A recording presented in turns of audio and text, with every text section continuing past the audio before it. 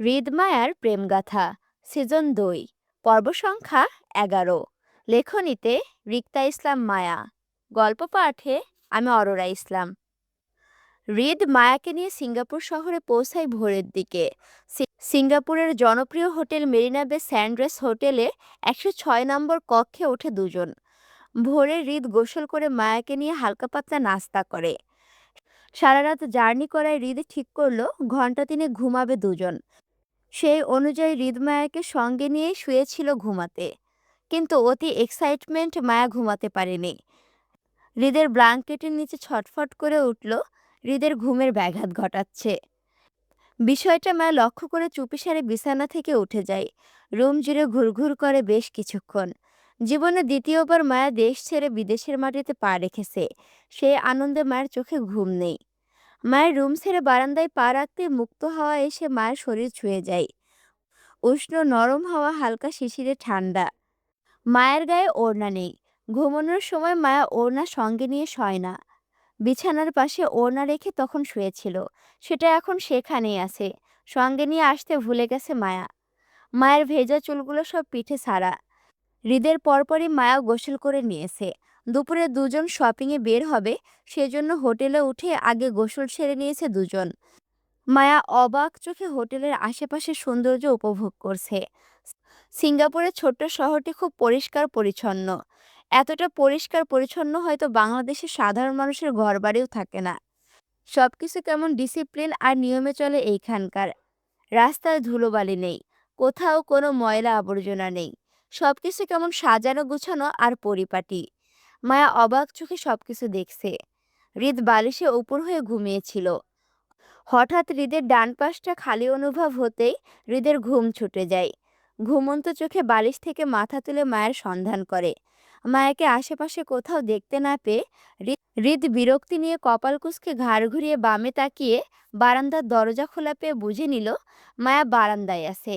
হৃদ গলা উঁচিয়ে ডাকলো মায়াকে, হৃদ, এই হৃদ, রুমে এসো।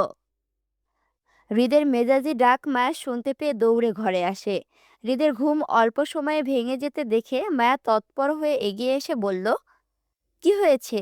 আপনি ঘুম থেকে উঠে গিয়েছেন কেন? তুমি বারান্দায় কি করো? হৃদের তীক্ষ্ণ গলা। মায়া স্পষ্ট জবাবে বলল, ঘুম আসছিল না, তাই একটু বারান্দায় দাঁড়িয়েছিলাম। কিন্তু আপনি ঘুম থেকে উঠে গেছেন কেন? কোনো সমস্যা? শরীর খারাপ লাগছে? মায়া এগিয়ে এসে হৃদের কপাল ছুঁয়ে দেখতে হৃদ ফের মেজাজি গলায় বলল, হ্যাঁ লাগছে।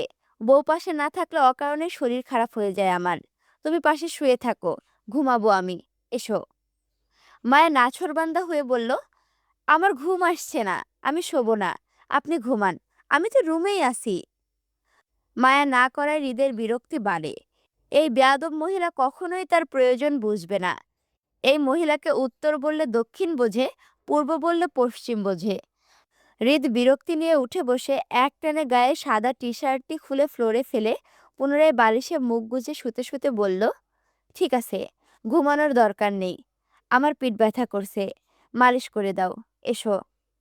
মায়া আর না করল না, বরং সুন্দর করে বিছানায় উঠে বসল। হৃদের পিঠ বরাবর বসে দুহাতে হৃদের চওড়া বলিষ্ঠ পিঠে রাখে। মায়ের দৃষ্টি ঘুরে গেল হৃদের বলিষ্ঠ পিঠে। হৃদের ফর্সা পিঠে বেশ কিছু কালো কালো ছোট তিল দেখতে পেল। স্বামী স্ত্রীর সম্পর্কের মাঝেও মায়া কখনো হৃদের উন্মুক্ত পিঠ লক্ষ্য করেনি, আজই প্রথম। মায়া ধীরে ধীরে হৃদের পিঠ মালিশ করে মনোযোগী হতে হতে হৃদকে ডাকলো, এই যে শুনছেন, ঘুমিয়ে পড়েছেন? একটা কথা বলি। হৃদ ঘুম জড়ানো কণ্ঠে উত্তর করল, হুম। হৃদের উত্তর পেয়ে মায়া চট করে বলল, আমি যে আপনার পিঠ মালিশ করছি, এতে আপনি আমাকে কি দেবেন? মায়ের হৃদের পিঠ মালিশ করছে সবেমাত্র 1 মিনিট পেরিয়েছে, আর এখনই মায়ের হৃদের পিঠ মালিশের জন্য ঘুষ চাচ্ছে। অথচ হৃদ মায়াকে খুশি করতে সুদূর বাংলাদেশ থেকে সিঙ্গাপুরে নিয়ে এসেছে বিয়ের শপিং এর জন্য। মায়ের জন্য হৃদের এত কিছু করার পরও সেই মায়ের হৃদের অল্প সেবাতে ঘুষ চাচ্ছে। হৃদ ঘুমের তাড়নায় মায়ের মতলব ঠিকঠাক বুঝতে পারেনি। সে ভেবেছে তার বউ কোনো জিনিসপত্র চাওয়ার আবদার করবে। হৃদ সেইভাবে উত্তর দিয়ে বলল, কি চাই তোমার? একটা বেবি চাই, দেবেন? মায়া অতি উৎসাহে হৃদের কাছে বেবির জন্য এমনভাবে আবদার করলো যেন হৃদ একটু পরেই সিঙ্গাপুরের শপিং মল থেকেই মায়াকে একটা সুন্দর দেখতে বেবি কিনে দেবে আর মায়া বেবি পেয়ে খুশি হয়ে যাবে। মায়ের উত্তরের আশায় হৃদের মাথার দিকে তাকিয়ে রইল, অথচ হৃদ মায়ের আবদারে কোনো উত্তরই দেয়নি, যেন সে শুনতেই পায়নি মায়ের কথা। মায়ের হৃদকে নিশ্চুপ দেখে হৃদয় পিঠ ঝাঁকিয়ে সজাগ করে বলল, কি হলো, ঘুমিয়ে পড়েছেন? বলুন না, আমার একটা বেবি কবে হবে? কাল। কাল? যা, কাল কিভাবে হবে? বেবি হতে 10 মাস সময় লাগে। একদিনে বেবি হয় না, জানেন না আপনি? না তো, জানি না, মাত্রই শুনলাম আপনার কাছ থেকে। যান, মিথ্যে কেন বলছেন? আপনি সব জানেন। যে জেনে বুঝে আমাকে বোকা বানাতে চাচ্ছেন। প্লিজ বলুন না, আমার একটা বেবি কবে হবে? আজই হবে। একটু পর শপিং মল থেকে বড় দেখে তোমার জন্য একটা বেবি নিয়ে আসবো। এখন মাথা না খেয়ে সেবা করো। হৃদের হেয়ালিতে মায়া চেতে উঠে বলল, আমি কিন্তু আপনাকে খেলনা বেবির কথা বলছি না। আমি সত্যিকারের একটা বেবি চাই। সবার বেবি হচ্ছে, আমার কেন হয় না? কারণ তুমি মন দিয়ে স্বামীর সেবা করো না তাই। আগে স্বামীর সেবা করো মন দিয়ে, তারপর আল্লাহ খুশি করে তোমাকে একটা বেবি দান করবে, বুঝেছো? মা উৎসাহে বলল, সত্যি? হুম। আর যদি মিথ্যা হয় তাহলে? তাহলে দ্বিগুণ স্বামীর সেবা করবে, তারপরও হাল ছাড়বে না, ওকে? তার মানে আপনার সেবা করলে আমার বেবি হবে? অবশ্যই। আজ পর্যন্ত দেখেছো স্বামী ছাড়া বউদের বেবি হতে? না। তাহলে তোমারও হবে না আমাকে ছাড়া। আমার সেবা করলেই তোমার বেবি হবে, নয়তো না। কি শুনবে আমার কথা? হ্যাঁ। মায়ের হৃদকে সম্মতি দিতে টুক করে হৃদের খালি পিঠে শব্দ করে চুমু খেলো। একটা, দুইটা, তিনটা, পরপর বেশ কয়েকটা। হৃদ ঘুমের তাড়নায় মায়ের রোমাঞ্চকর মুহূর্তটা ইগনোর করলো। মায়া বেশ সময় নিয়ে হৃদের পিঠ মালিশ করলো। হৃদের পিঠ মালিশ করার এক পর্যায়ে দেখলো মায়ের হাতে সোনার বালা ঘষে ঘষে হৃদের পিঠে লাল হয়ে যাচ্ছে দাগে। মায়া দ্রুত হাতে চুড়িগুলো খুলে বালিশের নিচে রাখলো।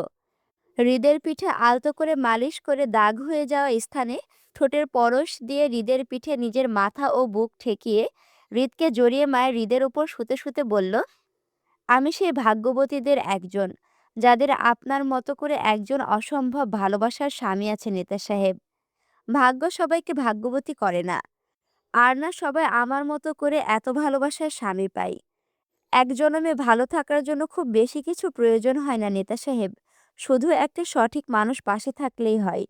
আমি আপনাকে এক জনম নয়, সকল জনমে পেয়ে স্বর্গসুখী ভাগ্যবতী নারী হতে চাই নেতা সাহেব। আয়নের মা শেফালি চৌধুরী আরাফ খানের মেজ সন্তান, নিহার খানের ছোট শেফালি চৌধুরী। বিয়ে হয়েছিল চৌধুরী পরিবারের বড় ছেলে রায়হান চৌধুরীর সঙ্গে।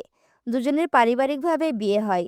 বিয়ের 10 বছরের মাথায় রায়হান চৌধুরী নিজের ব্যবসা বাণিজ্য স্ত্রী সন্তান নিয়ে লন্ডন শহরে স্থানান্তর হয়ে যান। তারপর থেকে আয়ন আর ছোট মেয়ে নোহার পড়াশোনা সেখানেই হয়।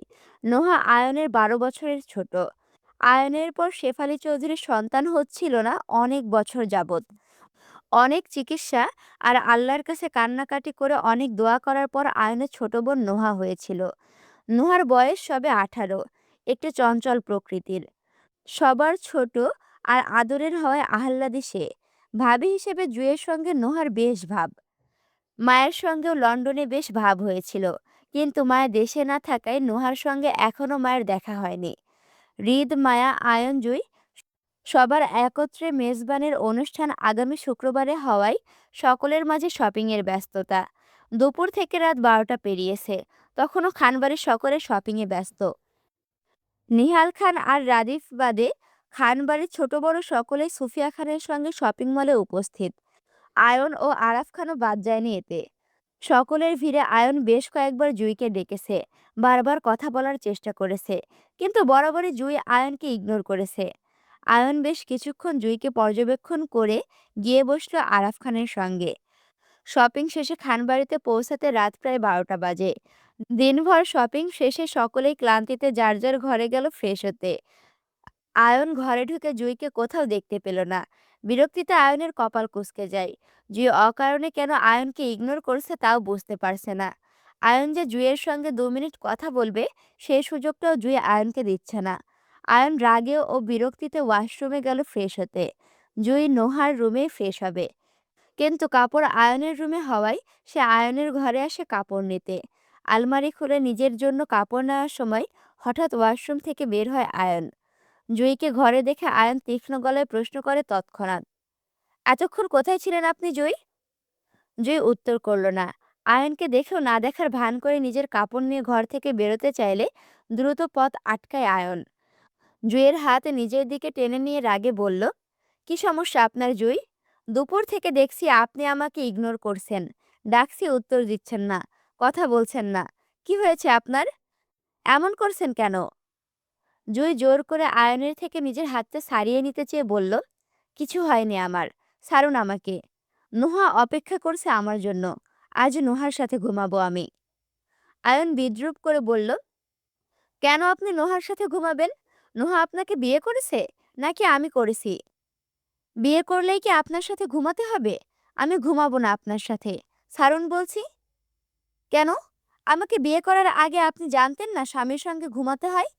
আমি তো বউয়ের সাথে ঘুমাবো বলে আপনাকে বিয়ে করেছিলাম জুই। আমাদের বিয়ের আগে তো আপনাকে আমি অবগত করেছিলাম যে আমার বউ লাগবে। বউ ছাড়া রাতে ঘুম হয় না। এসব বলিনি আপনাকে? আপনি জানতেন না এসব? আয়নের কথায় জুইয়ের চোখে অশ্রু দেখা দিল। জোর করে আয়নের থেকে নিজেকে ছাড়াতে চেয়ে বলল, আপনি দেহের টানে আমার কাছে আসেন আর মন জমা রাখেন অন্য কারো কাছে। আমি আপনার নামের বউ। আপনার সাথে এমন নামের সম্পর্ক আমি আর থাকবো না। আমাকে আপনি ছেড়ে দিন। আমি বাড়ি চলে যাব। আপনার সাথে আর থাকবো না। কথা শেষ করে জুয়ের কান্না বাড়ে। আয়নের কপালের ভাঁজ আরো দৃঢ় হয়। তীক্ষ্ণ গলায় প্রশ্ন করে বলে, আপনার কি হয়েছে সত্যি করে বলুন তো জুই? কেউ কিছু বলেছে আপনাকে? না। তাহলে এমন করছেন কেন? কিছু করছি না আমি। আপনি যান আপনার সুন্দরী বান্ধবীর কাছে, যার সাথে দুপুরে জড়াজড়ি গলাগলি করছিলেন। আমি আপনার সাথে থাকবো না। জেফা তালুকদার আয়ন হৃদের ছোটবেলার ফ্রেন্ড ছিল। জেফাকে সুফিয়া খান দাওয়াত করায় জেফা নিজের ছোট বোনকে নিয়ে আয়ন হৃদের বিয়ের অনুষ্ঠানে এসেছে। অনেক বছর পর দুজনের হঠাৎ দেখা হওয়ায় জেফা আয়নকে জড়িয়ে ধরেছিল দুপুরে বন্ধুত্বের সম্পর্কে। কিন্তু বিষয়টা জুই খারাপভাবে নিয়েছে ভেবে আয়নের হাসি পেল। আয়ন দুষ্টু হেসে জুইকে শুধিয়ে বলল, আপনি কি জেফাকে নিয়ে জেলাস জুই? জুইয়ের রাগ বাড়ে। জুই রাগে কটমট করে আয়নকে বলল, মোটেও না, ছাড়ুন আমাকে। আয়নের ঠোঁট প্রসারিত হলো দুষ্টু হাসিতে। আয়ন কৌতুক করে বলল, সরি জান, ছাড়া তো যাবে না। কত যুদ্ধ করে বিয়েটা করলাম আপনাকে, বউ ছাড়লে হবে বলুন? হৃদমায়াকে নিয়ে দুপুরে শপিংয়ে বেরিয়েছিল। সিঙ্গাপুরের জনপ্রিয় অর্চার্ড রোড লাক্সারি এবং হাই স্ট্রিট ব্র্যান্ডের কেনাকাটার প্রধান স্থান। হৃদমায়াকে সেখানে নিয়ে যায়। কেনাকাটায় দুজনই ব্যস্ত। হৃদমায়াকে সময় দিচ্ছে পছন্দ অনুযায়ী শপিং করতে। দুজনের শপিং শেষ করতে রাত প্রায় 12টার ঊর্ধ্বে। হৃদের বিরক্তি নেই, সে বউকে সময় দিচ্ছে। কেনাকাটার পুরোটা সময় হৃদ মায়ের হাত চেপে ধরে রেখেছিল। শখের নারীর জন্য পুরুষ মন থেকে কাজ করে। যেমন বেপরোয়া হৃদ খান শত ব্যস্ততার মাঝেও শখের নারীর খেয়াল রাখছে। কেনাকাটা শেষে মধ্যরাতে মায়াকে নিয়ে হৃদ হোটেলে ফিরছিল। কাল বাংলাদেশে ফিরে যাবে দুজন। এখন রাতটুকু রেস্ট নেওয়া প্রয়োজন। মায়া সারাদিনের ক্লান্তির পরও বায়না করল তাকে অল্প সময়ের জন্য হলেও সিঙ্গাপুর শহরটা ঘোরাতে। হৃদ না করল না। গাড়ি পার্কিং করে মায়াকে নিয়ে নেমে গেল রাস্তায়। আশপাশটা জনমানবের ভিড়। এখানে বেশ জনপ্রিয় খাবার পাওয়া যায় বিভিন্ন দেশের। হৃদের ইচ্ছা মায়াকে নিয়ে আজ ইন্ডিয়ান কিছু জনপ্রিয় খাবার খাবে। মায়া অতি উৎসাহে হৃদের হাত চেপে সঙ্গে হাঁটছিল। হৃদ মায়াকে নিয়ে একটা ইন্ডিয়ান রেস্টুরেন্টে বসে। খাবার অর্ডার করে হৃদ মায়াকে বলে সে ফ্রেশ হতে ওয়াশরুমে যায়, কিন্তু ফিরে এসে মায়াকে হৃদ কোথাও খুঁজে পায় না। পুরো রেস্টুরেন্টের কোনায় কোনায় খুঁজেও হৃদ মায়ের সন্ধান না পেয়ে দিশেহারা পাগল হয়ে বাইরে দৌড়ায়। মায়ের নাম নিয়ে চিৎকার করে রাস্তায় দৌড়ায়, হৃদ, হৃদ, হৃদ বলে। হৃদের কয়েক মিনিটের অনুপস্থিতিতে কে বা কারা মায়াকে নিয়ে যেতে পারে? মায়া কখনোই হৃদকে না জানিয়ে কোথাও যাবে না।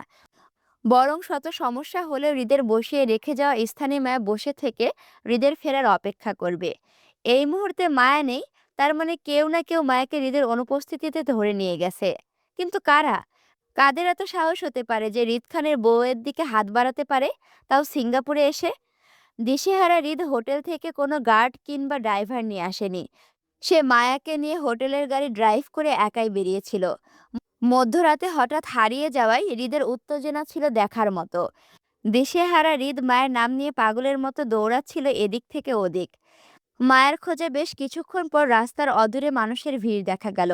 পথচারীর কেউ কেউ উত্তেজনায় সিঙ্গাপুরের পুলিশকে ফোন করছে এখানে একটি রক্তাক্ত লাশ রাস্তায় পড়ে থাকতে দেখে।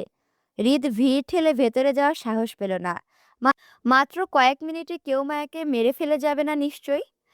হৃদ নিজের বিশ্বাস নিয়ে চলে যেতে গিয়েও মনের সান্ত্বনায় ফিরে এসে ভিড় ঠেলে ভেতরে ঢুকতে হৃদের মাথায় চক্কর দিয়ে উঠল। রক্তাক্ত শরীরে গলাকাটা অবস্থায় মায়ের রাস্তায় পড়ে আছে, চোখ দুটো উল্টানো, দুই দাঁতের মাড়িতে জিভ কামড়ে নিথর অবস্থায় পড়ে আছে মায়া। হয়তো মাত্রই মারা হয়েছে মায়াকে। এখনো গলগল করে তাজা রক্ত গলাকাটা স্থান থেকে বেরিয়ে রাস্তায় ভেসে যাচ্ছে।